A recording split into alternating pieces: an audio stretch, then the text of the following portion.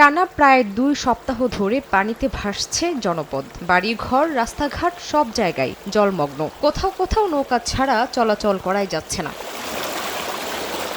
যমুনা ও ব্রহ্মপুত্রের পানি এখনও বিপদসীমার উপরে। এতে গাইবান্ধা, কুড়িগ্রাম, জামালপুর ও সিরাজগঞ্জে তলিয়ে আছে নিম্নাঞ্চল। দুর্গত এলাকায় তীব্র হয়ে উঠেছে বিশুদ্ধ পানি, খাদ্য ও গোখাদ্যের সংকট। পানিবন্দী হয়ে চরম কষ্টে দিন কাটছে কয়েক লাখ মানুষের। খাওয়ানোর কোনো ব্যবস্থা নাই, আমরা খুব অসহায়ভাবে জীবনযাপন করতেছি। গরু ছাগল পালা খুব সমস্যা, বাড়িঘর তলায় গেছে। আর এখন আরসাই কেন্দ্র নিয়ে আমরা বসবাস করে খাইতেছি। 15 দিন যাবত বন্যা পানিতে আমরা খুব কষ্ট আছি। গরু বাছুর আঙ্গতে মরি ধরি শেষ হয়ে গেল, খাওয়া নাই। বাড়িঘর ডুবে থাকায় এখনও বাঁধে আশ্রয় নিয়েছেন অনেক বানভাসী। তাদের অভিযোগ ত্রাণ না পাওয়ার। চলাফেরা খাওয়া খুবই কষ্ট। কল বাটটা তলায় গেছে গা, বাথরুম তলায় গেছে গা। চেলাত, পোকামাকড় ওগুলো অনেকগুলো ঘরের ভিতর ঢুকে গেছে। আমরা অনেক ভয়ের ভিতরে আছি। সুরমা নদীর পানি কমলেও সুনামগঞ্জে রাস্তাঘাট, বাড়ির আঙিনা এখনও তলিয়ে।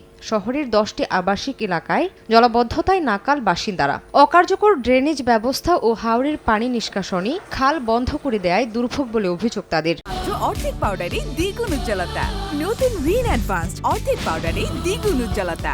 পরের সাইডে ড্রেনেজ ব্যবস্থাটা একটু ছোট, এই বিলের পানিটা এই বিলে যাইতে পারে না, এইখানের পানিটাও আবার বাড়িতে পারতেছে না, যার দরুন এইখানে একটা জলাবদ্ধতা সবসময় থাকে। কষ্ট করেই আছি এখন, রাস্তাঘাট বেড়া খুব অসুবিধে। খালটি বন্ধ হয়ে রয়েছে, ময়লা আবর্জনা পরিষ্কার করতেছে না। এদিকে ধরলা, তিস্তা, দুধকুমার নদীর পানি বিপদসীমার নিচে।